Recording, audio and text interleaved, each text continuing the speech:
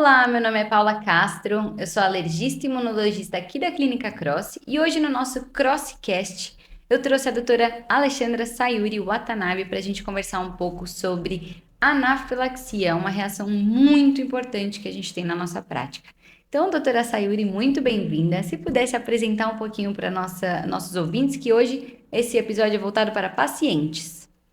Bom, eu sou Alexandra Sayuri Watanabe, eu sou alergista e imuno. Eu fiz meu mestrado, doutorado todo voltado para alergia. E eu estou aqui na Cross desde 2006. Bastante tempo já, que legal. Doutora, então vamos conversar um pouquinho sobre o que é anafilaxia. Primeira pergunta, né? Básica. Básica. Todo mundo às vezes fala assim, eu tive um choque anafilático, né? Uhum. Mas a gente, na verdade, o que que a gente tem, o ideal falar é anafilaxia, né? Ou reação anafilática. O choque anafilático é a linha final ali da anafilaxia. Então, a anafilaxia é uma reação sistêmica que acontece e pega dois ou mais órgãos, né? A maioria das vezes a pessoa tem sintomas na pele, então tem aquelas urticas, que são aqueles calombos, né? Que eles descrevem como Uhum. calombos pelo corpo, avermelhados, elevados, que coçam. Pode vir acompanhados de inchaços do lábio, da pálpebra, de orelha, de mãos. Então, os sintomas cutâneos são os mais prevalentes. Geralmente vem sintoma cutâneo e ou respiratório, falta de ar, tosse, chiado no peito, aperto no peito, ou sintoma do trato gastrointestinal, diarreia, náuseas, vômitos, cólicas abdominais, ou sintomas neurológicos, vertigem, tontura. E o mais grave, daí sim, sintomas cardiovasculares, né? A pessoa tem queda de pressão, desmaia, perde a consciência. Então, geralmente é pele e algum desses sintomas. Lógico que alguns podem vir sem o envolvimento da pele, mas é mais raro, né? E aí o choque seria quando envolve a parte cardiovascular, né? Cardiovascular, que daí Então, é realmente, né? Felizmente não mais é grave. prevalente, né? Não acontece. Todo mundo fala, eu tive um choque anafilático, mas geralmente isso é muito difícil de acontecer, né? É que essa falta de ar, às vezes, né, impressiona, lógico, muito, mas Uhum. o choque anafilático mesmo é quando pega a parte cardiovascular, Entendi. Então, bem mais grave, bem né? mais. E quais são as causas principais de anafilaxia? Sempre quando a gente vai, né, falar de anafilaxia, todo mundo lembra só de alimentos e medicamentos, né? Mas alimentos, medicamentos e venenos de insetos do tipo himenópteros, que não são todos insetos também, é Uhum. abelhas, vespas e formigas. Então, essas são as principais causas. Então, alimentos, medicamentos e venenos desses insetos. E o principal, existe algum que é mais comum hoje em Não, dia? então, depende muito da população estudada, né, do local que tá, Região, né? da idade. Então, todo mundo fala, alimento é primeiro, mas depende, às vezes é medicamento. Idoso, medicamento é É uma causa maior. muito importante, né, de Uhum. reação mais grave. Nas crianças, às vezes até insetos, formigas causam reações, né? Ocupa ali o primeiro local, junto com o alimento ali. Mas todo mundo só lembra de alimento, né? Geralmente, eu tive uma reação, já pensa o que que eu comi, né? Sempre. O Sempre, alimento é né? sempre O o alimento primeiro. sempre é o primeiro. Mas a gente tem aí essas três E causas. nós, como alergistas, a gente tem que investigar, né? Ir a fundo, perguntando para a pessoa. E existe um nexo causal, né? Que é importante na Hum, anafilaxia, uhum. né? Então, o tempo, né? O tempo da reação. Porque, nossa, bem lembrado, porque assim, às vezes a pessoa vem já questionando o alimento, né? Mas de repente ela fala, eu jantei tal alimento, mas daí a reação só foi no dia seguinte. Isso, Já anafilaxia não é é. minutos, né? Então, são sinais e sintomas que acontecem subitamente após o desencadeante. Então, Uhum. até 2 horas pode acontecer essa reação, mas a gente sabe que minutos, 5 minutos, 10 minutos já começa. Alimentos demoram um pouquinho mais porque tem o processo de digestão, tudo. Mas venenos de insetos, por exemplo, é minutos, Muito né, que rápido. acontece. Então, essa relação de tempo, como você bem lembrou, é muito importante. Porque não adianta ser hora, muitas horas ou no dia anterior. Isso, né, a gente já vai descartando na nossa hipótese, né, aquele Uhum. alimento. E outra coisa importante também para nossa investigação é se foi reprodutível, né? A Isso. alergia. Uhum. Porque não tem jeito, né? Às vezes a pessoa entrou em contato, ou ela fala, é carne de porco, né? Mas daí no dia a dia ela come presunto, come bacon, né? E tem contato com algum produto, né, derivado suíno. Então, a gente também vai descartando. Essa reprodutibilidade também. Então, às vezes tomou um remédio, mas depois tomou de novo e não teve nada. Então, também é muito importante para a gente ir direcionando o E a diagnóstico, gente né? já consegue descartar até, né? Ah, É, não, se não é com o mesmo alimento toda vez, ou o mesmo é, medicamento, talvez não seja ele, né? é. Então aí a gente já pensa. E, doutora, você falou da carne de porco, né? Carne de porco e corante são causas que vêm bastante pra gente já, o paciente já referindo. Hum. Quão prevalentes são realmente essas alergias, assim? Eu falo, coitado do porquinho, né, gente? Ele é culpado, Culpado. né?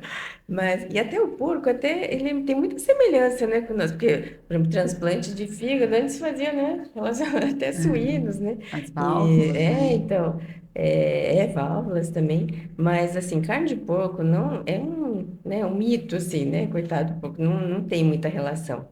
É que eu acho que é uma carne mais às vezes a pessoa associa, né, um sabor mais forte, ou será que o alimento é Uhum. mais forte, mais, né, fácil de desencadear? Não. Então, carne de porco, chocolate, que também vem bastante, né, Chocolate, corantes, corante. essas reações, geralmente, esses alimentos, na verdade, eles são, no dia a dia, a gente não vê muito a relação em desencadear reações, né? Uhum. Lógico que corante às vezes é meio controverso, né?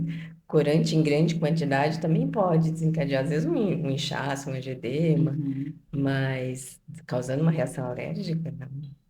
E como que a gente faz essa investigação? Então, você falou, a gente falou da história clínica, que é muito importante, né? Ouvir o nosso paciente e pedir esses detalhes que são importantes Uhum. para a gente identificar se é realmente uma reação anafilática. E depois, Na nossa história, é muito importante a gente estar meio aberto, né? Porque muitas vezes a pessoa vem direcionada já para aquilo, né? Ah, eu tenho reação para aquilo. Mas não, a gente tem que abrir o nosso leque mesmo na história clínica. E tentar ao máximo, né, fazer aquele trabalho de detetive mesmo, né, vendo o que poderia ser o desencadeante, né, além do que ela está falando. Tem ainda as circunstâncias, né, o dia, o que aconteceu, que horas que foi, né, uhum, esse tempo. E daí sim, você está pensando em alguma coisa. Essa reação, esse desencadeante, será que é uma reação alérgica ou não alérgica? Porque dependendo se for alérgica, a gente vai desenvolver, vai, né, para uma linha de raciocínio pedindo ou teste cutâneo, ou verificando se tem algum anticorpo no sangue que pode, né, causar aquela reação. Se é não alérgica, qual que é o mecanismo? Então, tudo de acordo com o que o paciente vai falando, a gente vai montando o nosso raciocínio, né, para o diagnóstico.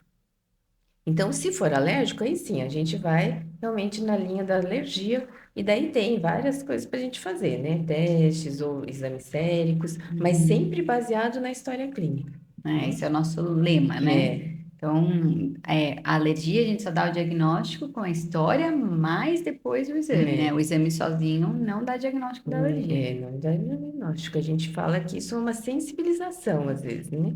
A pessoa está só sensibilizada, então ela não tem nenhuma história, Uhum. mas ela dosa no sangue e vem positivo para alguma coisa, mas ela come o alimento, né? Não Não, tem reação não tem nenhuma nenhuma. reação, então ela é sensibilizada só, é E você falou diferente. também que realmente o paciente às vezes vem direcionado para uma causa, né?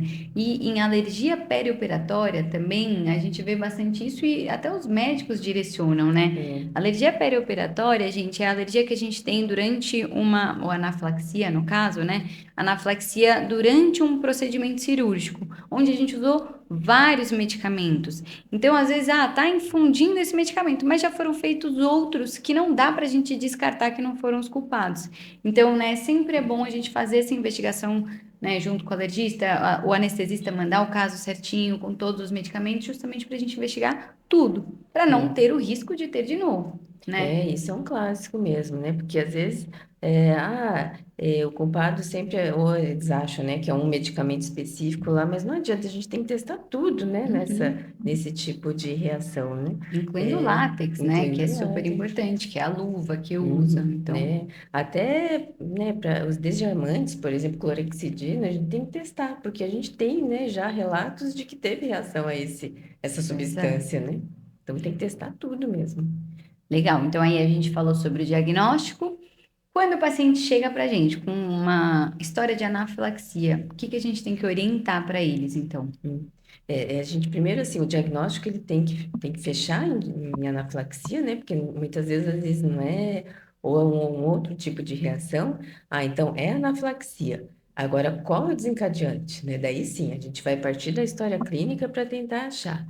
Isso é muito importante, porque a prevenção, se você tem uma reação anafilática, você tem o risco de ter de novo, dependendo do desencadeante. Uhum. Então, você tem que saber qual que é para prevenir, orientar mesmo as novas exposições. Porque, de repente, se é um alimento, às vezes ele está escondido lá em outro, né? Numa outra, uma embalagem ali, tem ali o alimento e a pessoa consome sem querer. Medicamentos, né? Antigripais, às vezes vem um monte de medicamentos juntos, né? E a pessoa nem lê, às vezes, tá, é um antigripal, acho que não, né? Não É é. inócuo, tá, eu vou tomar, porque, né? Então tem que ler, tem que saber, depois a gente tem que orientar para ler rótulo, para saber o que que realmente teve, para não ter exposição de novo. Então, excluir o alimento, né, o desencadeante é sempre um primeiro É, passo. uhum, E quanto ao plano de ação que a gente tem, uhum. né? O que que é o plano de emergência? Isso faz parte também dessas orientações posteriores em quem já teve uma anafilaxia, porque, como eu falei, às vezes ela pode se expor de novo e ter essa reação. Então, ter essa reação de novo tem que estar preparado, né? Não pode, já que você já sabe do que é, tudo, tem que estar preparado para esse tipo de reação. E daí, à medida que ele tem sinais e sintomas, a gente vai orientar nesse plano de ação, o medicamento que ela vai tomar. Então, é um passo, o que que é o plano de emergência? É um passo a passo do que a pessoa vai fazer se ela tiver a reação novamente, né? Ou entrou em contato, o que que ela vai fazer ali no momento? Ela vai tomar algum remédio? Ela vai aplicar adrenalina? O que que ela vai fazer? Então, vamos falar sobre a adrenalina também. Uhum. É, a adrenalina autoinjetável, né? É o principal tratamento, né? Medicamento que a gente usa nessas crises. Por quê, doutora? A adrenalina é um medicamento de escolha porque ela é a única que vai tratar essas reações mais graves. Porque não é um antialérgico, né? Ah, eu vou tomar um antialérgico, vou tomar um corticoide. Eles agem em algumas vias só na parte alérgica ali ou da inflamação. A adrenalina não, ela consegue pegar todo o mecanismo inflamatório, né, que acontece nesse tipo de reação. Por isso que é um medicamento muito importante. Então, ela tem que portar, às vezes, se ela já tem o diagnóstico de anafilaxia, nos próximos eventos, ela tem que, sim, às vezes, até carregar consigo esse medicamento, né? Em forma, hoje em dia, tem autoinjetores que ela carrega, né, com ela, mas é muito importante mesmo, porque é um medicamento de escolha nesse tipo de reação. Sim, e a gente tem uma dificuldade aqui no Brasil, né? Queria que você comentasse um pouquinho sobre a dificuldade que a gente tem de, né, dos nossos pacientes, na verdade, adquirirem essa caneta de adrenalina. Uhum. A adrenalina a gente tem, né? É muito fácil conseguir ampolinhas, mas o problema é o que que é? Na hora, a gente precisa de um autoinjetor, porque é muito mais fácil, né, para a Uhum. Na pessoa hora de um aplicar. risco, né, uma É, reação grave, você não vai ficar puxando. puxando, abrindo, mas também não é comercializado, né? É só hospitais que conseguem, né? Ou Uhum. clínicas grandes que você tem esse medicamento, porque não é vendido na farmácia uma ampola de adrenalina. Então, a pessoa tem que realmente portar canetas. Agora, essas canetas esses dispositivos só são patenteados fora. Então, no Brasil a gente não tem, né? Então, a gente importa, são medicações, né, importadas, vindo dos Estados Unidos, da Europa. Então, ficam mais caros, não tem jeito, né? Ainda mais com, Uhum. né, essa desvalorização, problemas econômicos, a gente tem um valor muito alto que chega aqui. Mas, infelizmente, a gente está, né, lutando para que se consiga mesmo, né, canetas ou algum dispositivo, né, desenvolvido aqui, ou que a importação se torne mais fácil, né, ou que até o SUS, às vezes, né, dependendo da reação, consiga fornecer. Ah, legal. É, ainda é uma dificuldade grande, né, que a gente tem. Hum. E, doutora, eu vi que no último Congresso Europeu, eles anunciaram, né, e comentaram um pouquinho sobre a nova adrenalina, né, que é intranasal, Uhum. né? Quer comentar um pouquinho sobre ela? Isso é uma esperança, né, grande, porque, por exemplo, tem gente que tem medo de agulha também, né? Tem pavor mesmo. E daí é um empecilho também para você se auto-aplicar. Imagina, você tem que se auto-aplicar, né? E já tem medo. Os pacientes Então, falam que é um pouco é dolorida, né? dolorido, porque como é uma agulha grossa, grande, porque é para ir para cima da roupa mesmo, né? Uhum, Se a pessoa está numa emergência, ela tem que aplicar. Então, essa intranasal é uma dose de adrenalina, uma dose única também, né? uhum, Então, intranasal que se aplica, só que a questão é que, como ainda é um único medicamento, o valor ainda é alto lá. E a gente até viu valores, né, para trazer também, porque é importado também, uhum, mas assim, é um futuro, que é uhum. uma, né, expectativa que a gente espera que, de repente, né, consiga Diminua o diminuir o valor. valor e consiga. Entendi. E aonde que a gente orienta a fazer a adrenalina? Então, você apontou aqui na coxa, né? É. Então, só explica para os nossos Uhum. pacientes, porque o local muda, né? O local muda a efetividade, né? Uhum. É, porque as pessoas às vezes acham, é uma injeção, às vezes é no braço, às vezes no E tem glúteo, filme que né? mostra no Ah, coração, é? né? Eu já vi filme que Sério? mostra a caneta de adrenalina no Nossa! coração. Gente, Nossa. Mas a gente chama aqui no músculo da coxa, né? O nome mesmo chama vasto lateral, mas é o músculo da coxa, esse músculo grande aqui que a gente tem da coxa. uhum. Então, é aplicado ali. Então, não é aplicado no braço, não é aplicado, né, No no bumbum, bumbum, não é aplicado na coxa mesmo. na Só tem que região tomar cuidado na lateral, região né? lateral, porque dependendo da espessura da coxa, né, se a gente for de frente assim, a gente pode Uhum. até ir para o osso, então não é Uhum. adequado. Então, na lateral, a gente consegue pegar o músculo mesmo. Legal. E sempre em criança a gente tem que orientar os pais ou os responsáveis para segurar o membro, né, a coxa, né, a perna. Porque às Uhum. vezes a criança, ela, num reflexo, ela tira. Então Aí é vai muito perigoso. perder o conteúdo É, todo, né? e Porque uma pode vez até. disparado, né? É, Se é encostou, uma dose ele vai só. soltar. Uma dose só. E pode Acaba até perdendo. machucar a perna da Sim. criança, porque ela mexe, né? A agulha também pode rasgar a pele. Queria só uma última perguntinha para você sobre as orientações também que a gente tem que dar aos pais realmente de excluir, mas também não só isso, em relação à alergia, anafilaxia alimentar, né, com alimentos, a gente tem essa dificuldade de restaurantes, escolinha, onde as crianças vão compartilhar comida. Então, essas orientações também fazem parte, né, da nossa consulta. Isso, é assim, um tempo que a gente tem que gastar mesmo, porque isso é muito perigoso se ela se expor novamente, né? Uhum. Hoje em dia a gente tem vários restaurantes que estão, né, que ainda, né, perguntam até, Descreve os descrevem, ingredientes. eu acho que antigamente até era bem mais difícil, né? Hoje, Uhum. lógico que não são todos, mas acho que a própria, as famílias têm que ter uma consciência mesmo de chegar no local e informar mesmo, né? Ah, ela tem reação a tal, tal, se tem algum contato. Tem que tomar cuidado em buffets, né? Que às vezes os talheres, os utensílios, às vezes pegam um alimento, depois vai para outro, então contamina, tem essa contaminação. Então tem que tomar muito cuidado nesse sentido mesmo em buffet. Geralmente esses pacientes vão mais em restaurantes que são pratos, né, à la carte, né? Que chamam Uhum. que vem o prato já pronto. Porque em buffet geralmente é muito perigoso ter essa contaminação. É super importante, né?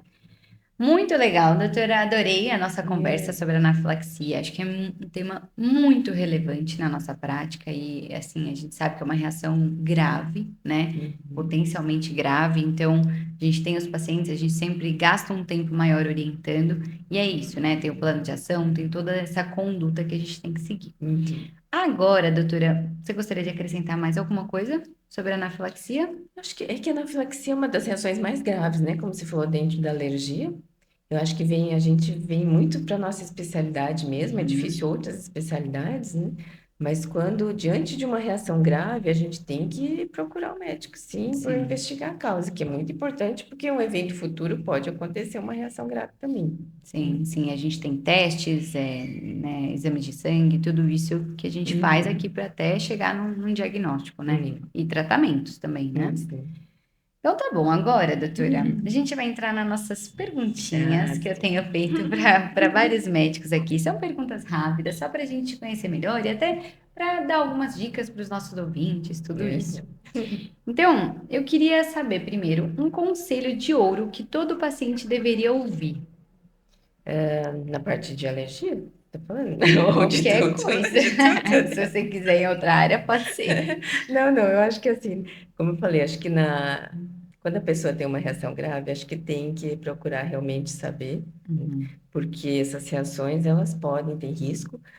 Às vezes a gente escuta, né, notícias assim, sei lá, de repente estava na praia, comer um pedacinho de camarão para experimentar, porque ela subestima, né? Eu Uhum. vou tomar um antialérgico e E vou ver se comer. dá Não certo. pode, Uhum. né? Então, essas reações podem ser graves, tá muito perigoso. E um erro comum que os pacientes cometem?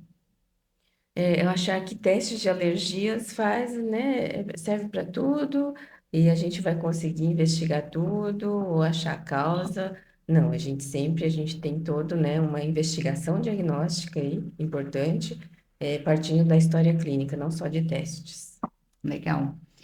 E um termo médico que os pacientes sempre confundem. Nossa, eu acho que o choque anafilático mesmo, É né? verdade, você Eu falou acho que, exatamente eu disso, acho que o né? choque anafilático, que muitas vezes não as reações podem ser mais leves que Legal. E um próximo tema que você gostaria de trazer aqui no nosso CrossCast? Nossa, hein? Olha, você me pegou agora. Não é combinado. Então é bem assim, de surpresa. Não é fácil, não. Eu acho que alimentos está muito assim, né? Eu Em acho que alta, em né? alta, eu E acho que assim, novos diagnósticos, muita é coisa. muita coisa. Eu acho que alimentos seria um ponto importante. Achei que você fosse falar veneno de insetos. Que é a sua área. É verdade. A gente vai ter um de É veneno de verdade, é insetos. verdade. Então tá ótimo, doutora, muito obrigada. Foi ótimo o nosso episódio, adorei, tá? Espero que você volte Sim, então para vamos falar de outros, insetos, que é para importante. outros episódios. Formiguinhas podem dar reações graves. Exatamente. Então a gente vai conversar mais a fundo também sobre essas reações. Muito obrigada. Mas foi um prazer. Gente, muito obrigada por ouvirem a gente. Se tiverem qualquer dúvida, podem mandar para a gente. Mas curtam, compartilhem, divulguem para as pessoas que vocês sabem que têm alergia, que gostariam de saber e entender um pouco mais sobre isso. Muito obrigada. Esse podcast tem caráter exclusivamente educativo e informativo. O conteúdo não substitui a avaliação, diagnóstico ou tratamento médico. Em caso de dúvidas sobre sua saúde, procure sempre um profissional habilitado.